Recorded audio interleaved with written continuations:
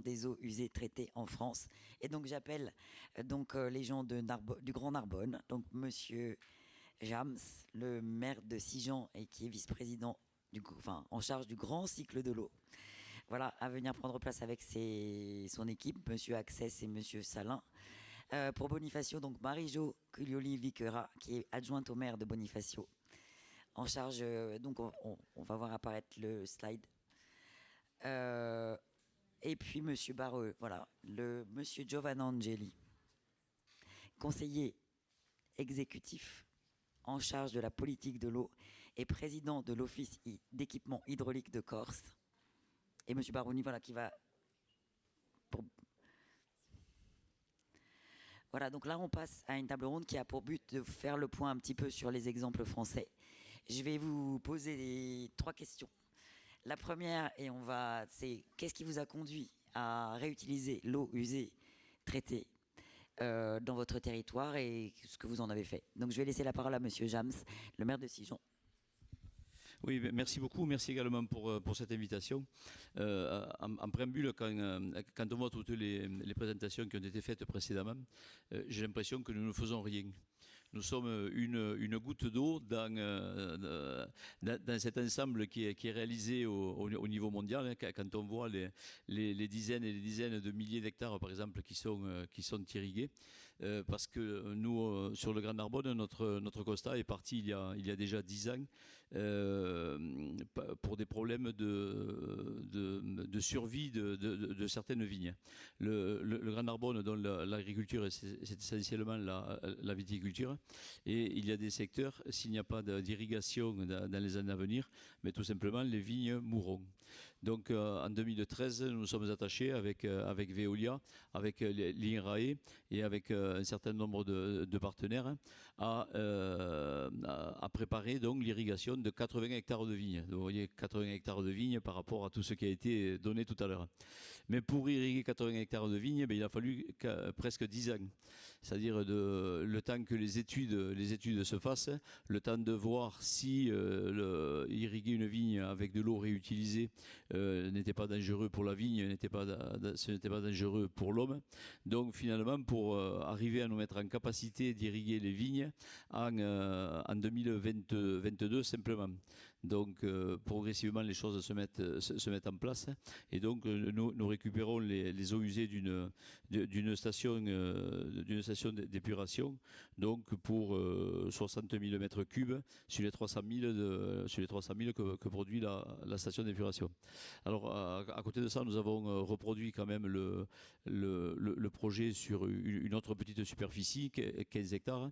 Et aujourd'hui, nous étudions sur notre secteur et également irriguer 20 hectares. Donc au départ, c'est un constat pour aider la viticulture, puisque ce qui a été facilité par le fait que ce sont des eaux qui se rejettent dans la mer. Donc pour produire une ressource là où il n'y en avait pas, et pour soutenir cette économie viticole.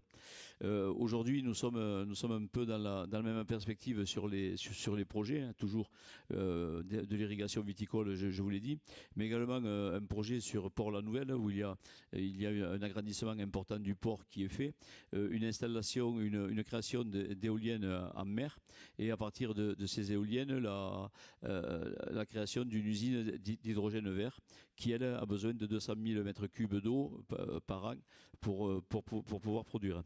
Donc évidemment, il n'était pas question de prélever cette eau sur les circuits normaux, et le projet que nous menons aujourd'hui donc est une étude pour pouvoir produire ces 200 000 mètres cubes à partir d'une station qui en produit 500 000 et qui rejette aussi directement dans la mer.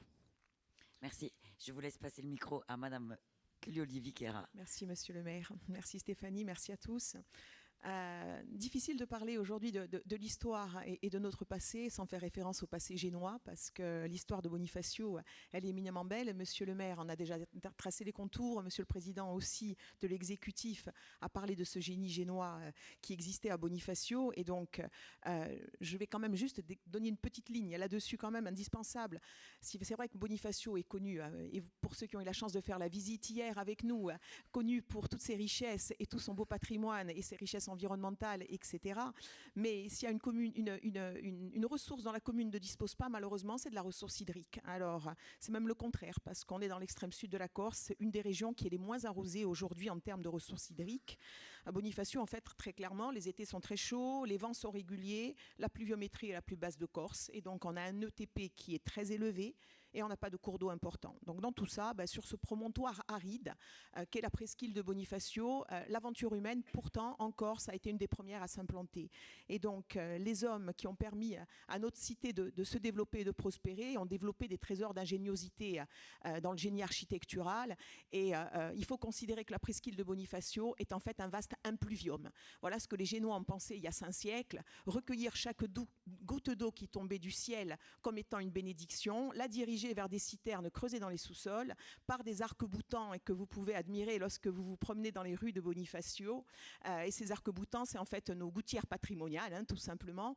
Et donc ces citernes creusées, elles ont envahi tout le territoire bonifacien et tout le promontoire calcaire. Et donc, elles ont permis surtout aux anciens de résister aux longs sièges qu'ils pouvaient subir, parce que Bonifacio était une cité éminemment était très convoité. Et ce génie architectural, il s'est aussi développé un petit peu plus loin par des réseaux de canalisation. Alors d'abord, notre égout bonifacien, dont on peut rappeler quand même l'histoire aussi, parce qu'il fait référence en termes des premiers égouts de Corse, et l'égout génois était remarquable. Et puis ensuite, il y a eu tout un réseau de canalisation dans la campagne qui ont été tirés, des aménagements de sources et de fontaines, un petit peu inspiré de ce qui s'est fait du côté de la Palmeraie de Marrakech dans les Kétaras. Et donc, tout ce génie, il s'est un peu perdu quand même aujourd'hui, parce que depuis le temps, depuis la période génoise, on a évolué en termes d'urbanisation, en termes de fréquentation touristique aussi, qui a considérablement augmenté. Et puis, donc aujourd'hui, on a la ressource en eau qui s'est raréfiée en même temps, en fait, que les besoins ont augmenté. Et donc, conséquence de cette urbanisation, conséquence aussi de l'augmentation de la fréquentation touristique, comme je vous le disais, puisque nous sommes passés à Bonifacio de 1 million de touristes à 2 millions de touristes en l'espace de 10 ans.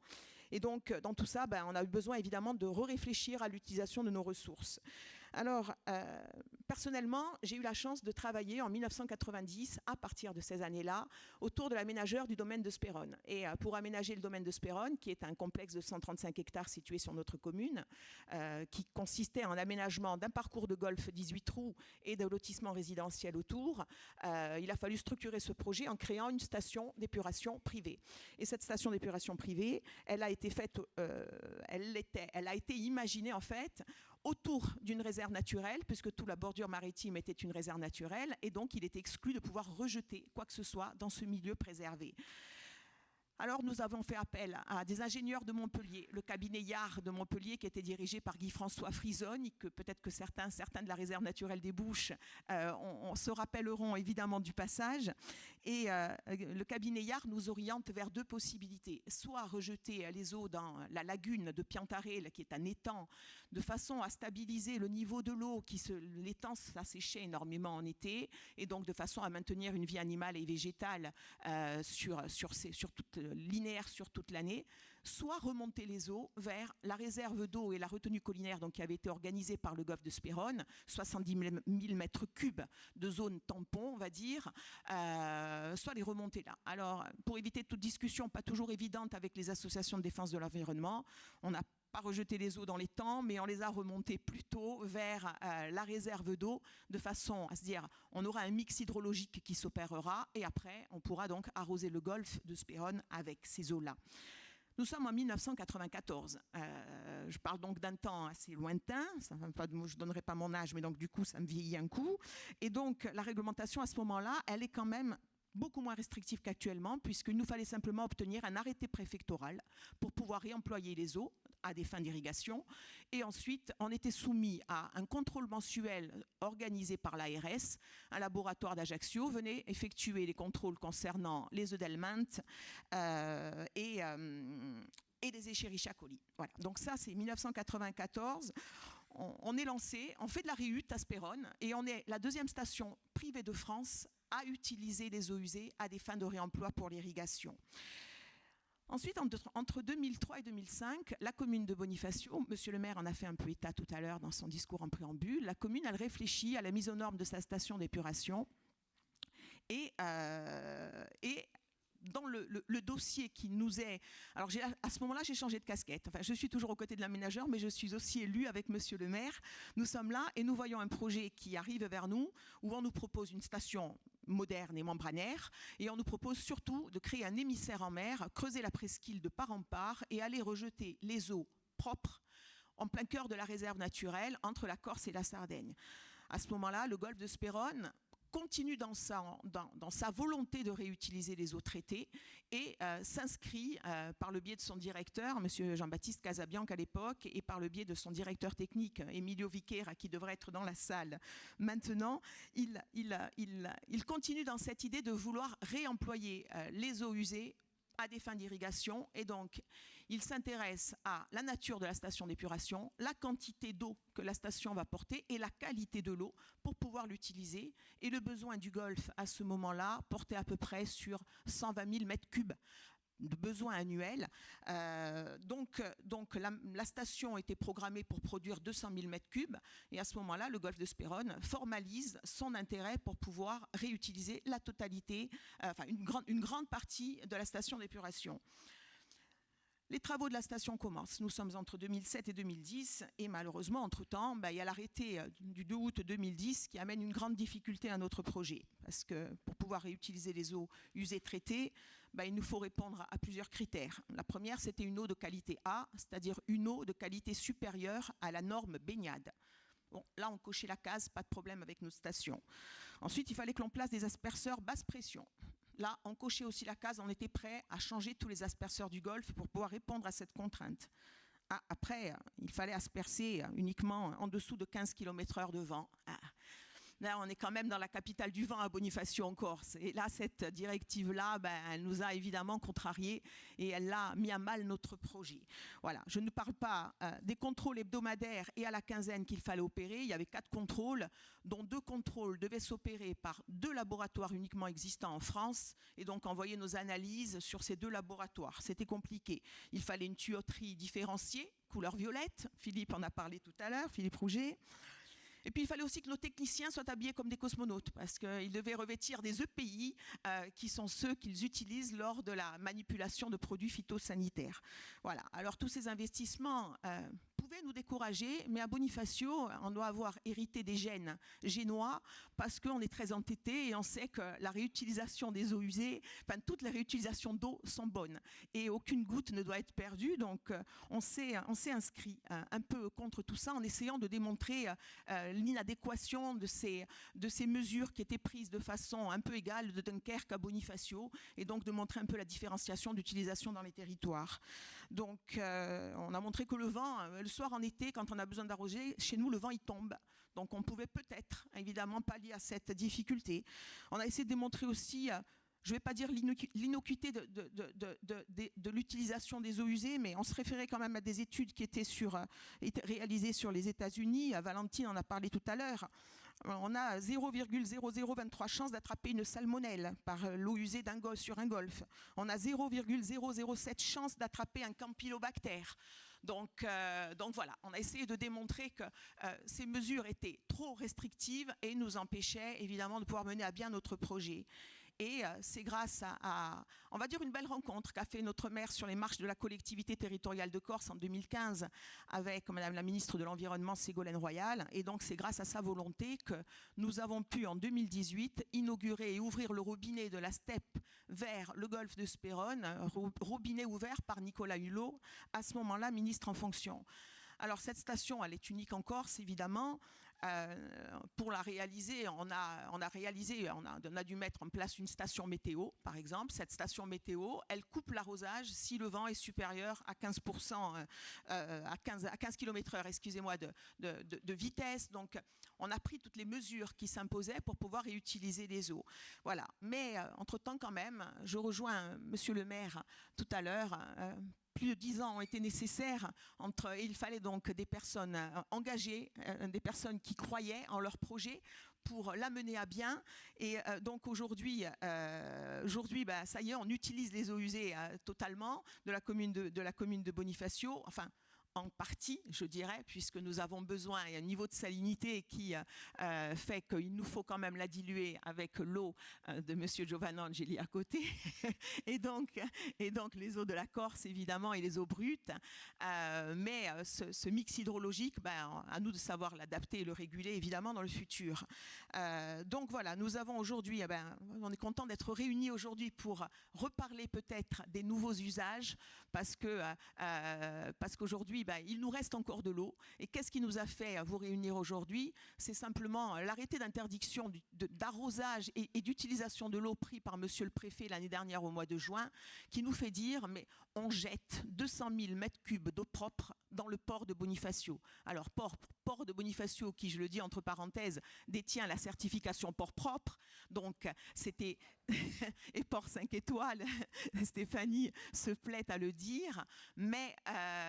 on ne pouvait plus se satisfaire de se dire il faut trouver de nouveaux usages, il faut assouplir la réglementation, et nous voilà réunis pour réfléchir à tout ça. Je vous remercie.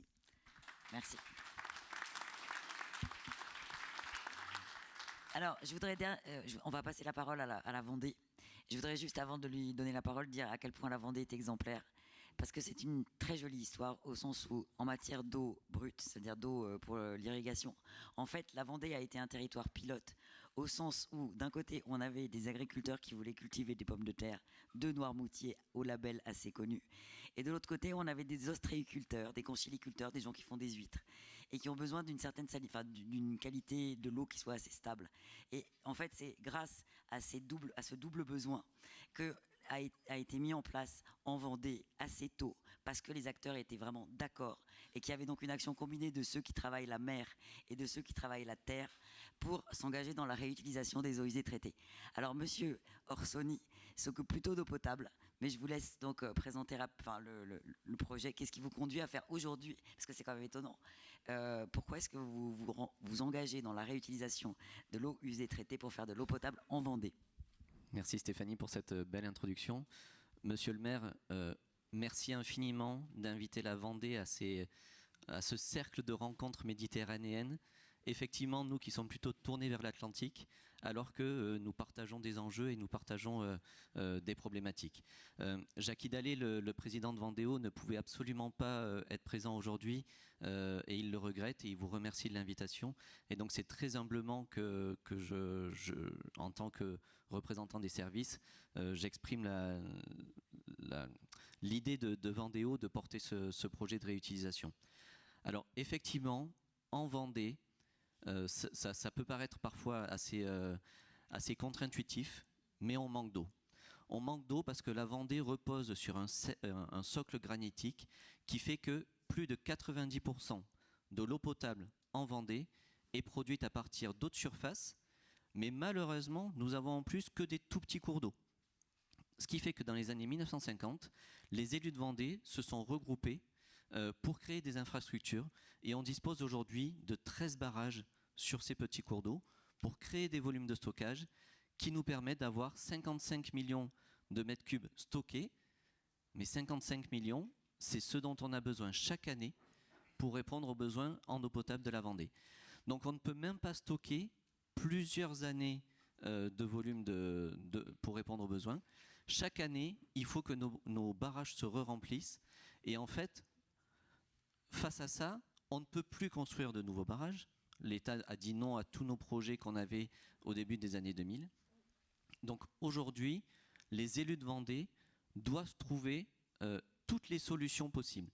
Et c'est très important, j'insiste sur ce discours que les élus de Vendée portent énormément, c'est la Vendée se penche sur la réutilisation des eaux usées comme sur toutes les autres solutions, et pousse énormément toutes les questions de sobriété, en premier lieu sur les installations de production et de distribution de l'eau, et tout ce qui peut être fait comme économie d'eau auprès des différents usagers de l'eau potable.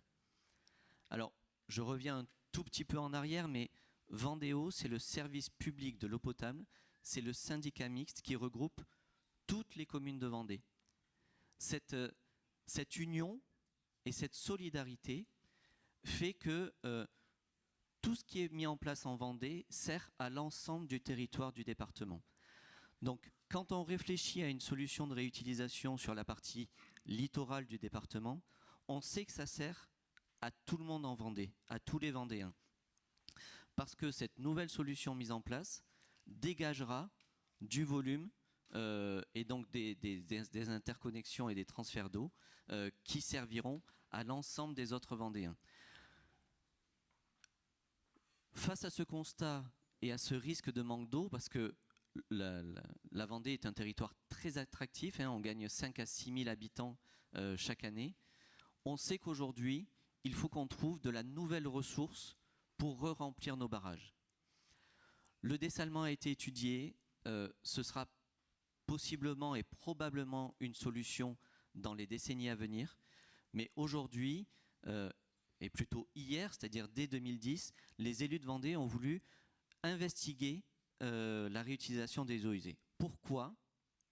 Tout simplement parce que sur la frange littorale, nous avons des stations d'épuration qui rejettent plusieurs millions de mètres cubes d'eau dans l'océan chaque année.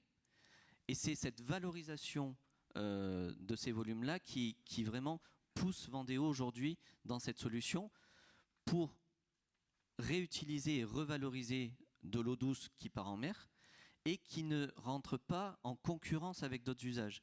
On ne vient pas prélever de l'eau qui va manquer à un cours d'eau. C'est de l'eau qui va directement en mer. Donc voilà pourquoi Vendéo pousse cette solution de réutilisation. Et face à cette solution un peu innovante de faire de la réutilisation planifiée pour un usage final d'eau potable, Vendéo a décidé dès le début de se dire que ça ne pouvait pas être un projet mené classiquement. Et donc, on a fait ce démonstrateur Jourdain, c'est une première étape. Sur les eaux de la station d'épuration des Sables d'Olonne qui repartent en mer, l'étape Jourdain, c'est une étape de démonstrateur. Pendant quelques années, on va traiter un quart du débit qui sort de la station d'épuration. On va démontrer tout ce qui est mis en place pour le suivi de la qualité pour pouvoir, à terme, pérenniser une solution de réutilisation à 100% du débit sortant de la station d'épuration des Sables d'Olonne. Et ça pourra mener à une solution qui apportera jusqu'à 2 millions de mètres cubes par an de ressources supplémentaires. Donc c'est vraiment une solution d'avenir et on la traite étape par étape avec d'abord ce démonstrateur à un quart du débit et même une étape intermédiaire parce qu'on va faire tourner la station de traitement pendant 1 an avec rejet en mer pour vérifier ses performances. Donc c'est vraiment étape par étape que la Vendée avance, mais avec un objectif bien clair et bien défini. Merci.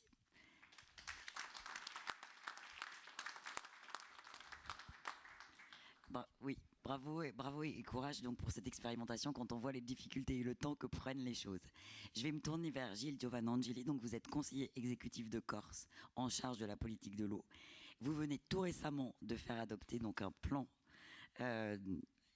pour la politique de l'eau en Corse. Quelle place pour la réutilisation ? C'est-à-dire qu'on a bien vu que cette nouvelle ressource doit être intégrée dans un plan global puisqu'elle a un coût qui est supérieur, elle a des contraintes de transport qui sont énormes. Comment vous voyez les choses ? Bien, merci.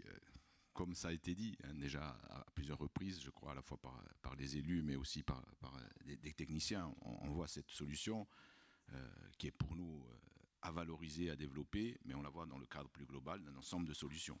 Nous, ce qu'on dit, c'est que ce qu'il faut éviter, c'est un peu ce qu'on a vendu à la Corse ces 20 dernières années, c'est la solution unique. Et donc, on doit travailler sur un ensemble de solutions, sur 3 aspects qui me semblent importants. D'abord, le commun.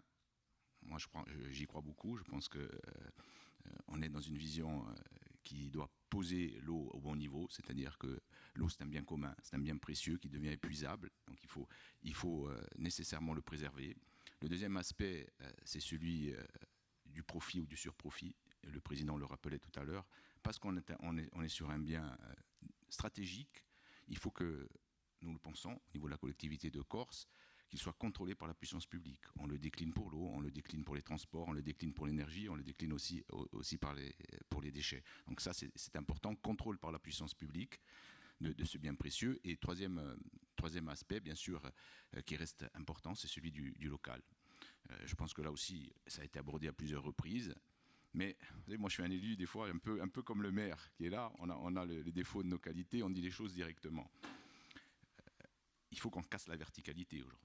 Parce que j'entendais le ministre nous expliquer la position de l'État. La vérité, c'est qu'on est quand même dans un système très, très vertical en matière de politique de l'eau. Et il faut donner plus de place au local, il faut donner plus de place, de possibilités aux acteurs de s'organiser. Il faut donner, y compris, plus de place dans une région comme la nôtre, collectivité à statut particulier qui a vocation à s'inscrire dans une trajectoire d'autonomie, de penser ses règles, y compris les normes. Donc ça, c'est une chose que l'on doit penser au niveau de notre territoire. Nous aurons des propositions, d'ailleurs, dans la démarche qui est proposée aussi, organiser un pilotage de la gestion de l'eau au niveau de la collectivité de Corse et travailler avec des instances de gouvernance locale par sous-bassin. Ça me paraît être, en termes de méthodologie, un élément essentiel de la solution. Après, pour ne pas trop développer, pour faire court et schématiser, on est dans une question quand même qui ressemble beaucoup à de l'offre, d'un côté, de la demande de l'autre, avec deux éléments de contexte qui influent beaucoup. Le projet, le modèle de développement, parce qu'il influe sur la consommation d'eau.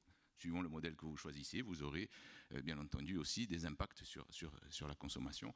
On est en Corse, le territoire français qui consomme le plus d'eau par habitant. C'est important de le savoir. La moyenne, ça tourne autour de 150 et 200 litres au niveau français. Nous, on est plutôt à 300 litres par habitant. Donc il y a une question à travers ça, il faut se la poser. On est la région de France, le territoire de France, où on produit le plus de déchets par habitant. C'est une question qu'on doit fondamentalement se poser, parce que sinon on n'a pas la solution. Donc là, c'est la question, comme je vous disais, qui est par rapport à la demande. Quel type de demande, comment on veut modifier cette trajectoire ou pas. Nous, on pense qu'il faut d'abord travailler sur la demande. Il faut qu'on s'inscrive dans une démarche vertueuse, ce que j'appelle moi construire un contrat social autour de l'eau. Pour une démarche de raisonnée et de sobriété, c'est nécessaire, mais ça nous renvoie à des choix politiques forts qu'on doit faire. Je ne vais pas les développer là, mais chacun aura compris. Deuxième aspect, c'est l'offre. Il faut aussi travailler sur l'offre. Je vous expliquais, par simplification, peut-être parce que à l'époque, les modèles que l'on posait, ils étaient peut-être plus simples ou plus accessibles, ou peut-être qu'on n'imaginait pas le type de développement.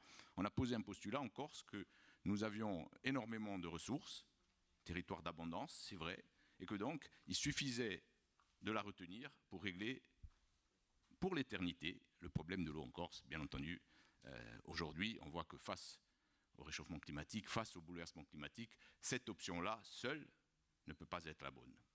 Seule, elle doit être activée, on a un retard historique, on doit mobiliser nos moyens sur l'infrastructure, mais on ne peut pas voir que cette solution-là, parce que, et je le vois souvent, moi qui me déplace en tant que conseiller exécutif, chaque fois que je vais dans un territoire de Corse, on me demande où en est le barrage qu'on m'avait promis, où en est le barrage que l'élu d'avant m'avait promis, qu'il y a 20 ans nous avions promis. Donc on fait le tour de Corse et on s'aperçoit qu'il manque 7, 8 barrages, il faut des barrages partout. Donc c'est pas notre lecture aujourd'hui.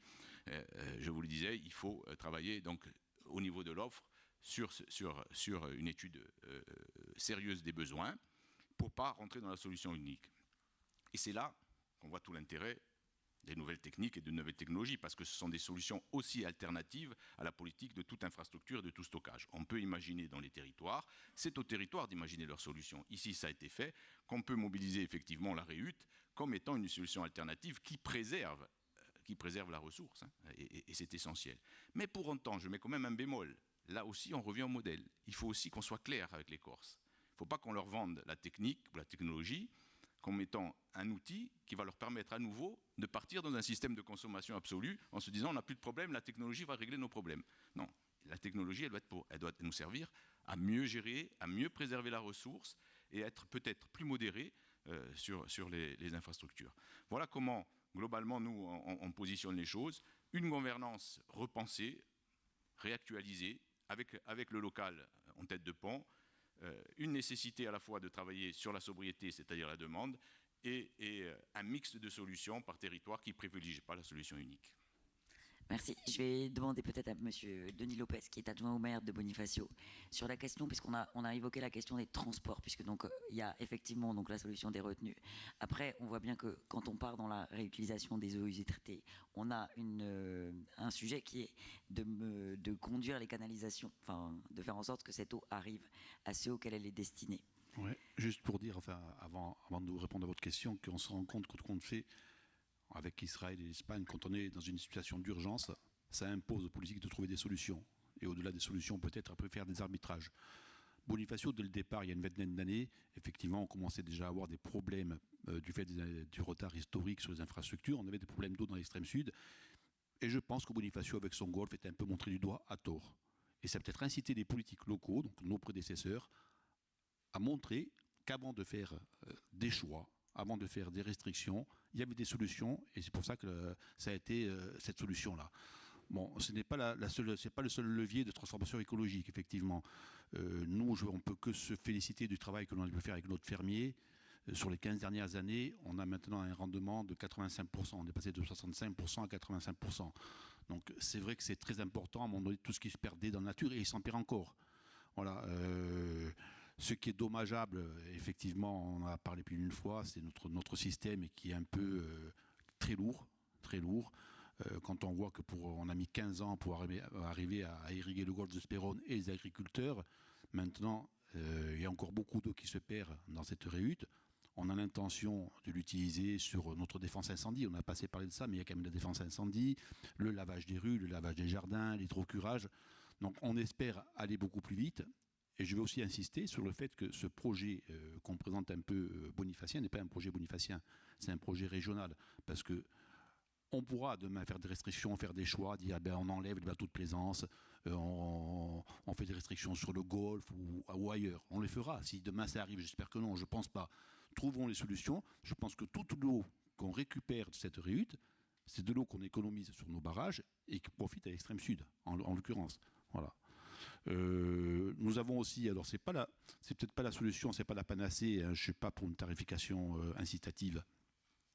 Je suis très tarification incitative demain sur les déchets, parce que les déchets, on peut faire de la tarification incitative en disant voilà, on va obliger les gens à trier, c'est un choix citoyen. La tarification incitative sur l'eau, c'est plus délicat. On ne pourra pas dire à quelqu'un vous payez l'eau plus cher, moins cher. Néanmoins, on a commencé à faire une tarification sociale sur les personnes en difficulté. On a fait des surtaxes sur les résidences secondaires. Bon, c'est un choix politique, mais l'eau est un bien qui est précieux, qui se raréfie, où le besoin est plus important. Donc, à un moment donné, même ces choix-là, il faudra les faire. Voilà. Je vais poser la question, donc effectivement, je vais vous repasser, pardon, je vais passer le micro. Donc, comment ça s'est passé, vous, en matière de planification ? Voilà. Alors nous, on a tout ce qui a été dit avant et rejoint effectivement nos préoccupations. On a évidemment des similitudes avec la région d'ici. On est 135 000 habitants en hiver, 350 000 l'été. Donc un gros problème de ressources et de transport, qualité, etc. On a aussi un territoire très rural, hein, parce qu'on est sur un grand territoire. Donc il y a aussi, au-delà de l'eau, le vice-président l'a évoqué, c'est-à-dire un soutien à l'économie locale et à la non-disparition de certains artisanats ou l'implantation de nouvelles industries, comme a dit le vice-président, avec les industries comme l'hydrogène vert. Alors notre préoccupation, si on essaie d'élever un petit peu, c'est-à-dire on a lancé des schémas directeurs. Je rejoins un peu la présentation qui a été faite d'Akbar, c'est-à-dire qu'on doit avoir des schémas directeurs sur les ressources en eau, sur l'eau potable, l'assainissement évidemment, et pour pouvoir nous définir des politiques d'investissement, de dire voilà, dans la tranchée d'amener, on va mettre 2 tuyaux, un tuyau qui va amener les eaux usées à la station d'épuration, mais le tuyau va revenir vers le village aussi pour créer des bornes, pour que le village puisse avoir des bornes pour arroser ses jardinières, etc. Donc de nombreux projets que nous devons intégrer dans un schéma global de la ressource, mais ça a été évoqué, des freins, hein, c'est-à-dire que nous, il nous faut pouvoir prévoir, oui, on risque d'économiser de l'eau et on peut économiser de l'eau, etc. Mais il nous faut pouvoir le prévoir dans le temps, et les blocages réglementaires, les avancées pénibles, etc. On s'est fait aider par des bureaux d'études qui sont ici, des VDE, Gaxieux, Ecofilae, qui sont des spécialistes de ce type de dossier. Mais on doit, nous, les intégrer pour pouvoir travailler à long terme sur les investissements qu'on prévoit. Il faut savoir que tous ces investissements, ils concernent tous les secteurs économiques. On a parlé de l'agricole, on a parlé du technique. Je passerai la parole à nos partenaires de Veolia qui permettent par l'implantation d'une reuse box de Veolia et de leur filiale Épure d'économiser 15 000 m3 d'eau technique sur la steppe, et demain beaucoup plus. Il y a tout ce qui est nettoyage urbain, on l'a dit, tout ce qui est défense incendie avec les pompiers, l'industriel avec l'implantation, tout ce qui est écologique aussi par rapport aux jardinières. Et la RIUD, ce n'est pas aussi que les steppes. La RIUD, c'est aussi d'autres types d'économies d'eau. Il y a des économies d'eau, par exemple les piscines, qui sont un gisement intéressant sur lequel on travaille.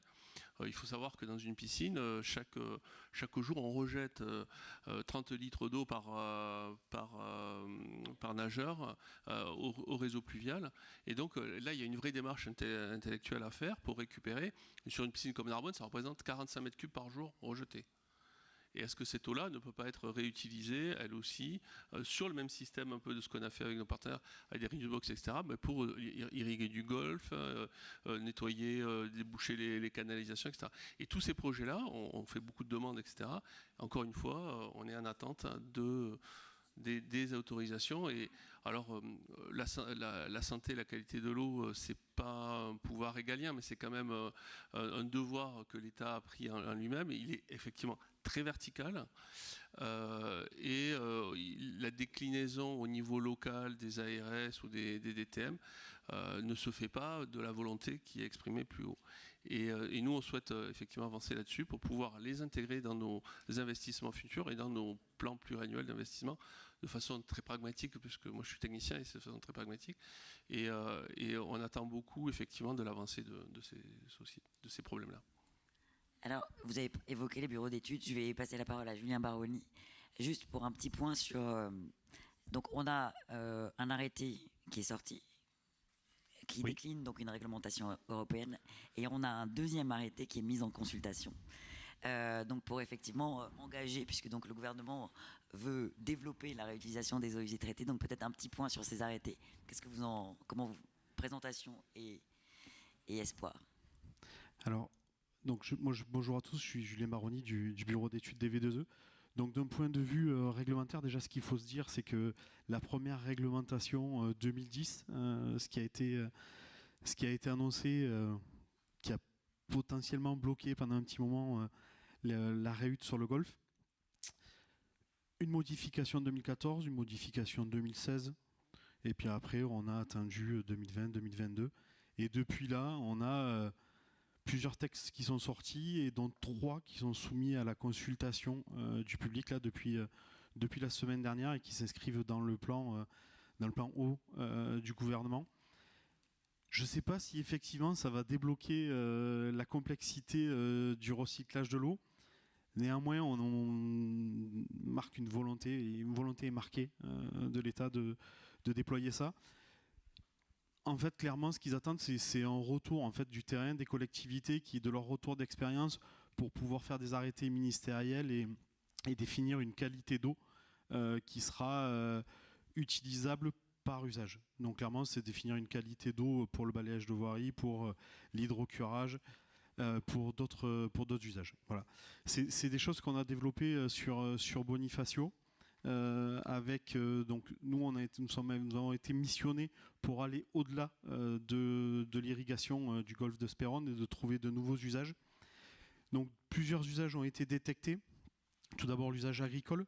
Ce qu'il faut savoir, c'est qu'il y a une spécificité sur Bonifacio, c'est qu'il y a 2 km de canalisation entre la station d'épuration et le golfe. Donc le coût du transport de l'eau, là pour le coup, peut être amélioré en utilisant en fait au fil de cette canalisation, sur le cheminement de cette canalisation et en venant se pluguer entre guillemets pour d'autres usages. Un autre point très intéressant, c'est que cette canalisation passe un point haut sur lequel on peut éventuellement envisager un stockage et donc redistribuer cette eau sur tout le territoire. Et en fait, moi, ce que j'aimerais, ce qui est ressorti en fait de cette étude et des projets qui sont menés et qui n'a pas été encore trop abordé, c'est la gouvernance du projet. Voilà, c'est la gouvernance. En fait, on est clairement sur une ressource en eau usée traitée qui est alimentée aussi ou qui est mixée avec une ressource en eau brute de l'Office national. Donc on est sur un schéma multi-ressources et on se retrouve avec un schéma multi-acteurs.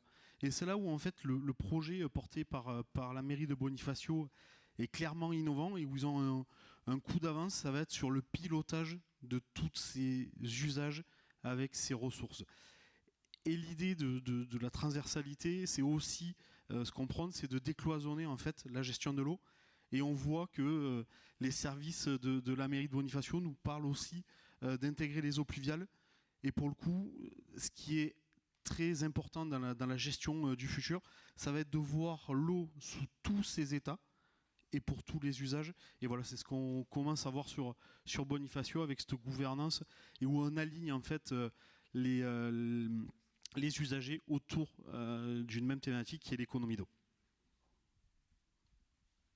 Peut-être une question, j'ai une question à poser. C'était par rapport aux questions aujourd'hui, on est sur des...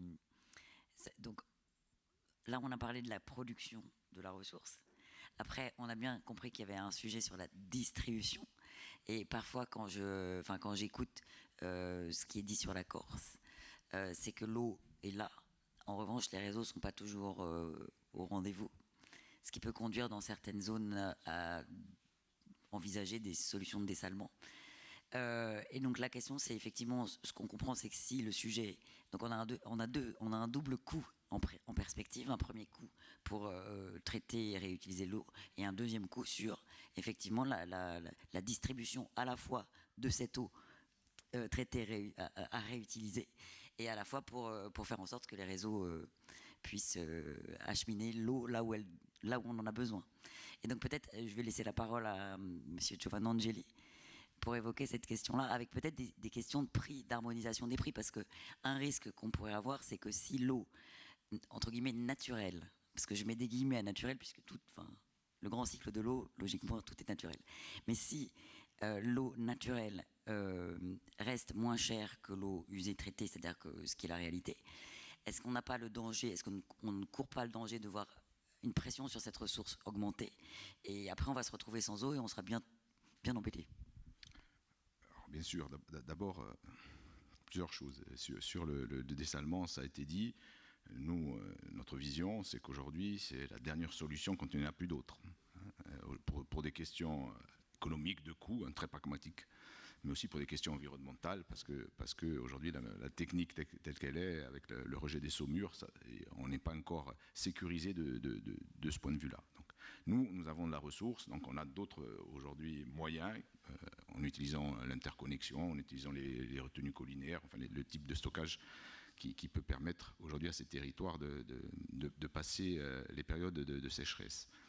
Sur la distribution, d'abord dire une chose, dans l'organisation du modèle institutionnel français, on est dans une compétence qui est vraiment là pour le coup une compétence locale.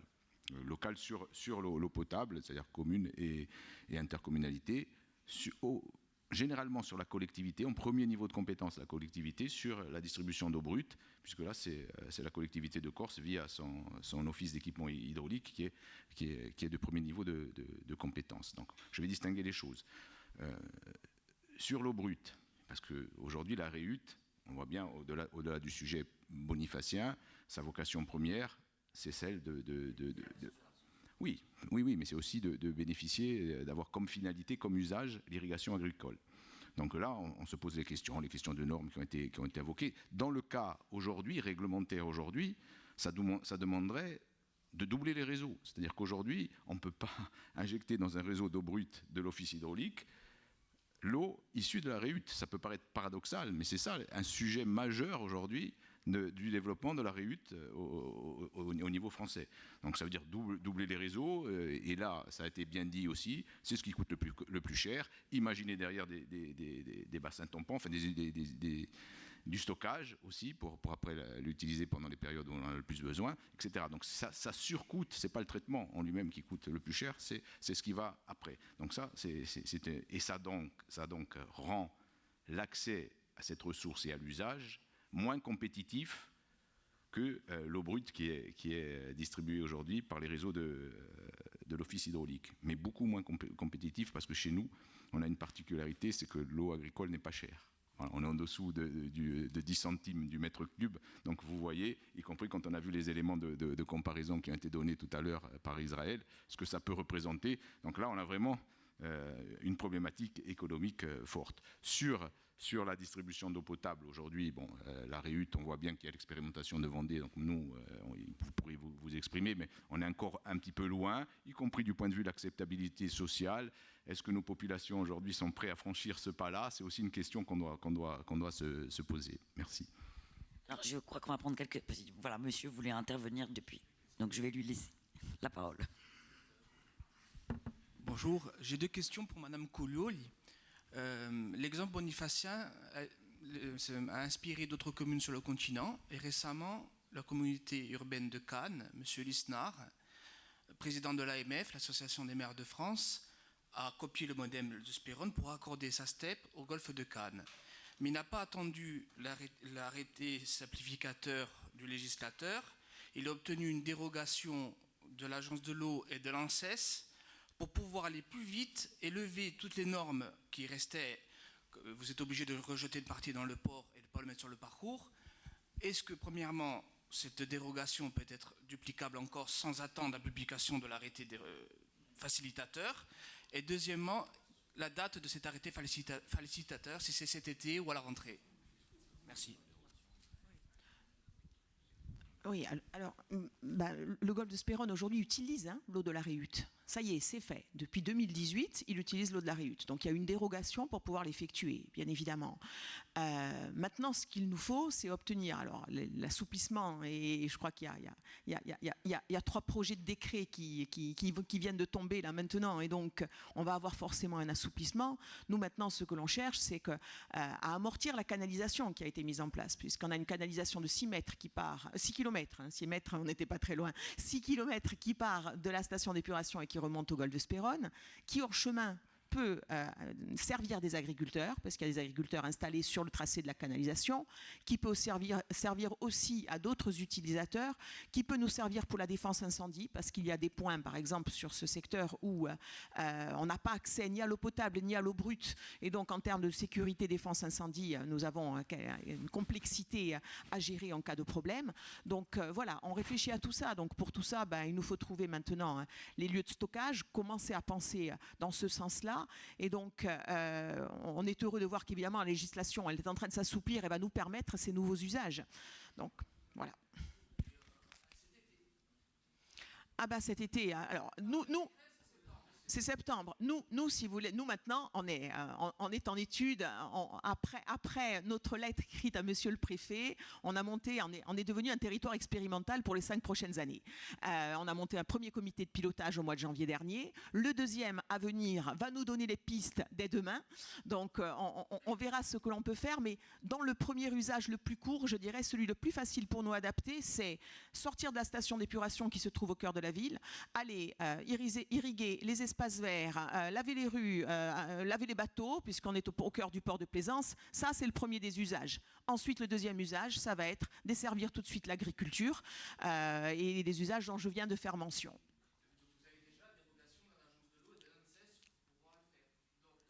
Pas encore. Non, je ne peux pas dire qu'on est encore ça, mais on est en train d'y travailler là maintenant. Non. Mais c'est pour ça qu'il faut attendre. Donc demain, il y a le dernier. Demain, il y a le prochain comité de pilotage. On va pas le dévoiler encore maintenant. Donc, attendez demain. Voilà. Là, je vais demander à Marie-Christine Huot de nous rejoindre. Elle va prendre ma place. Et pour lui laisser le temps de s'installer, je vais demander à Monsieur Orsoni, Monsieur Giovanni Angeli et Madame Collioli et Monsieur James, juste en une phrase, si vous aviez un conseil à donner à ceux qui se lancent dans ce fou projet, voilà, quel conseil donneriez-vous à quelqu'un qui veut se lancer dans la réhute? Qu'il faut beaucoup de patience et de persévérance. Je vais faire plus long qu'une phrase, vous m'excuserez. J'ai parlé tout à l'heure de l'irrigation de 80 hectares de vignes. Nous avons mis 10 ans pour y arriver. Pour irriguer 20 hectares nouvelles, nous devons recommencer exactement la même chose. Nous devons redéposer le même dossier et redemander les mêmes autorisations.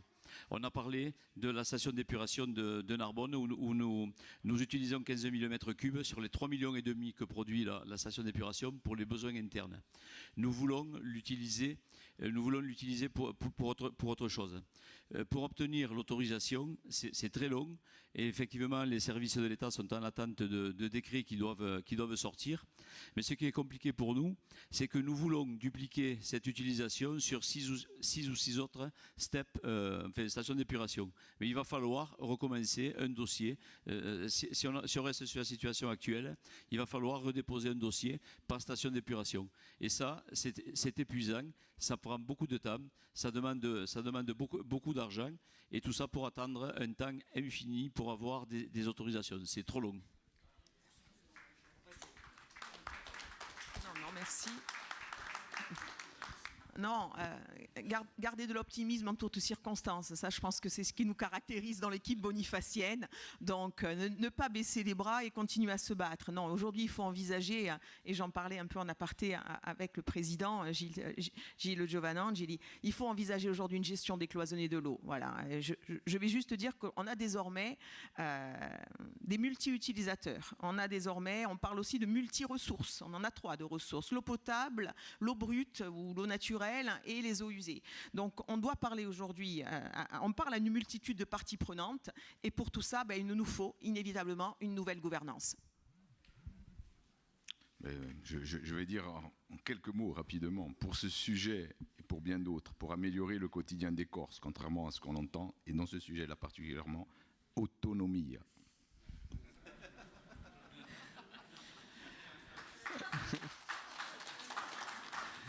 Et pour le retour d'expérience de la Vendée, ce que je dirais, le conseil, c'est réunissez tout le monde et communiquez. Ne négligez surtout pas la communication et réunissez tout le monde autour de la table.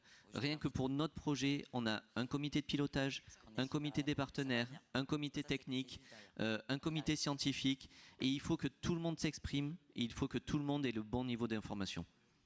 Eh bien, un immense merci à vous tous. Merci pour la passion. On ne part pas. On laisse la parole à Madame Huot, qui fait la conclusion de la matinée. Bien, bonjour à tous et à tous. C'est vrai que conclure une telle matinée, c'est tellement riche, tellement enthousiasmant.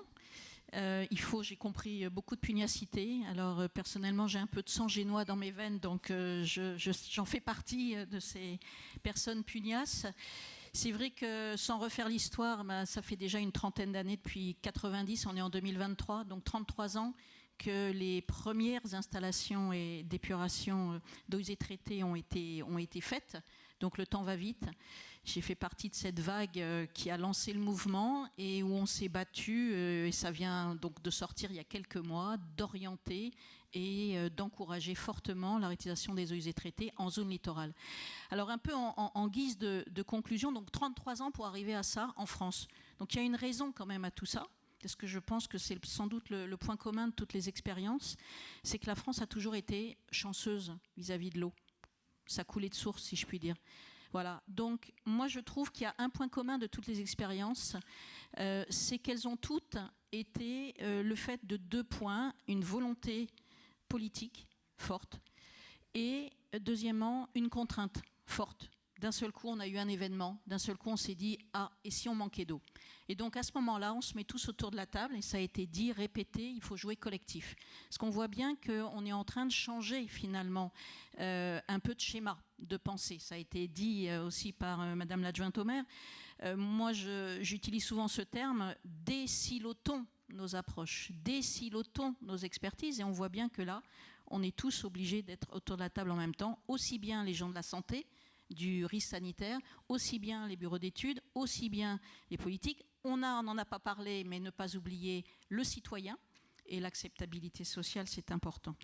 Alors moi je retiens 4 points de la matinée qui me semblent peut-être en guise de poursuite et surtout d'accélération et aussi d'encourager cette initiative qui naît ici, et merci à ces rencontres, de cette déclaration pour encourager la réutilisation des eaux usées en littoral et notamment en Méditerranée. Pour moi, le premier point qu'on n'a peut-être pas assez dit, c'est que tout ça doit être toujours contextualisé.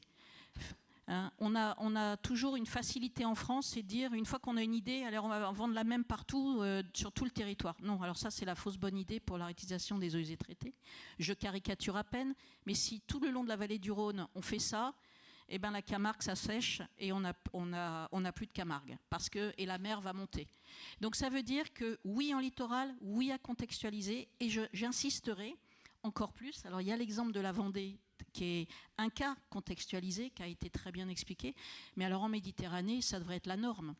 0 rejet en mer. Pourquoi ? Parce que la mer Méditerranée, je ne sais pas à vous que je vais la rappeler, c'est une mer salinisée fortement par rapport à l'Atlantique. C'est une mer oligotrophe, c'est-à-dire qu'elle a très peu d'éléments nutritifs et qui est rééquilibrée par ce qui se passe à Gibraltar, l'entrée des eaux de l'Atlantique et la sortie par le fond des eaux de la Méditerranée. Si on arrête de renvoyer les eaux usées traitées avec l'urbanisation, etc., demain autour de la Méditerranée, eh bien, on permet de continuer l'équilibrage hydro-courantologique de la Méditerranée. Si en revanche, on continue parce qu'il y a l'urbanisation, rive droite, rive gauche, comme on dit, et on l'a rappelé dans le cadre de l'Union pour la Méditerranée, eh bien, on va risquer de perturber cette mer Méditerranée et donc de perturber son équilibre, sa biodiversité et donc derrière son tourisme et sa vie. Et donc je pense que peut-être par rapport à la question de l'accélération politique, moi je me permets peut-être un petit conseil, et je l'ai vécu dans les baignades, comme on part de l'assainissement, qui est souvent le parent pauvre. On oublie souvent l'assainissement, on dit oui, ouais, bon, on le met au bout de la ville, hein. D'ailleurs on le met au bout du bout. Eh bien finalement, si on prend la question par sauver la Méditerranée, préserver les milieux littoraux, eh bien à partir de là, on remonte le fil à l'envers et donc pilotons par la réutilisation des eaux usées traitées, permettons d'aller vers un objectif de 0 rejet eau brute en Méditerranée. Je ne dis pas de le faire partout, mais en Méditerranée. Et donc ça serait mon premier point. Le deuxième point, on l'a évoqué aussi, c'est changeons les schémas de pensée, changeons les façons de fonctionner. On a parlé d'agronomie, on a parlé d'hydraulique, d'hydraulicien. On a une logique, tout va de la terre à la mer, on a une logique, on produit, on distribue, on traite, on rejette. Ben là, on a bien vu que les schémas changent. Donc pilotons par l'aval, pilotons par les usages. Et donc ça nécessite quoi aussi ? Ça nécessite bien, de se poser les questions au niveau d'une gestion territorialisée autour d'une station d'épuration. Et ça va presque repenser sans doute l'aménagement urbain de demain et qu'est-ce que l'on met autour des stations d'épuration. Moi, je fais le vœu que d'ici 10-20 ans, finalement, autour des stations d'épuration, il y ait des usages de proximité qui vont permettre de soulager la demande en eau classiquement utilisable et préservée pour l'eau potable à partir d'une ressource, d'un barrage, d'une rivière, pour permettre qu'autour d'une station d'épuration, on puisse substituer par l'eau usée traitée les usages de proximité, comme les espaces verts, comme bien sûr peut-être de l'irrigation, de maraîchage, etc. Donc ça, c'est le deuxième point que j'ai noté. Le troisième, c'est revenir, on l'a peu évoqué, on l'a évoqué sous l'aspect traitement, c'est l'assainissement. Et aujourd'hui, on le sait, le facteur limitant n'est pas la technique. On sait que la réutilisation des eaux usées traitées, on sait tout faire, on sait traiter. Et là, je prêche même pas que pour Veolia, je veux dire, on a cette chance en France d'avoir les opérateurs professionnels de l'eau, on a un système de gestion de l'eau qui fonctionne, donc l'assainissement au sens traitement n'est pas un sujet. Sur la partie micropolluants, j'y reviendrai pas, le sujet il est aussi citoyen, hein, c'est remonter le robinet à la source si je puis dire, et ça concerne bien en amont de l'assainissement. En revanche, dans les systèmes d'assainissement, ce qui est intéressant avec la réutilisation des eaux usées traitées, et les 20 ans, les 30 ans d'expérience l'ont montré, c'est que ça permet, en prenant la réutilisation des eaux usées traitées, de se dire comment on maintient le niveau de performance de l'assainissement et comment on améliore le niveau de performance des réseaux d'assainissement et comment on traite le pluvial. Puisqu'on l'a évoqué, on a rapidement parlé des problèmes de conductivité, donc de salinité, c'est les eaux claires parasites. Donc c'est un moment des infiltrations. Donc l'intérêt aussi, c'est de remonter tous dans une chaîne. Et donc j'en arrive à mon 4e point que je retiens, c'est que tout ça, il faut changer de méthode, il faut changer d'approche. On n'est plus dans une approche habituelle, petit cycle de l'eau, comme on dit dans le jargon. On doit changer nos pratiques. Si on veut faire la réutilisation des eaux usées traitées, il faut penser les usages territoriaux, il faut penser système d'assainissement à maintenir, il faut penser à quoi ça sert, quels sont les bons usages, et in fine de retirer cette eau usée traitée au milieu naturel, en quoi c'est bénéfique au milieu naturel. Et à partir de là, je pense qu'on trouvera les modèles économiques. Et je terminerai sur un dernier point qui est encore devant nous à mon sens, c'est le point contractuel et juridique qu'on n'a pas assez évoqué, parce qu'on parle beaucoup du réglementaire, mais moi je fais aussi un rêve qui est que dans les nouveaux appels d'offres, dans les nouveaux cahiers des charges des stations d'épuration, eh bien qu'en Méditerranée, la norme soit d'introduire, comme ça a été dit avec l'exemple espagnol, d'introduire une clause d'analyse, d'études à minima de réutilisation des eaux usées traitées pour tout l'assainissement littoral en Méditerranée. Voilà ce que je voulais vous partager en guise de conclusion de cette riche matinée. Restons optimistes, soyons pugnaces. Le chemin est encore long, mais je pense que l'olive est mûre, si je puis dire, et qu'on pourra bientôt récolter. Merci à vous. Eh ben,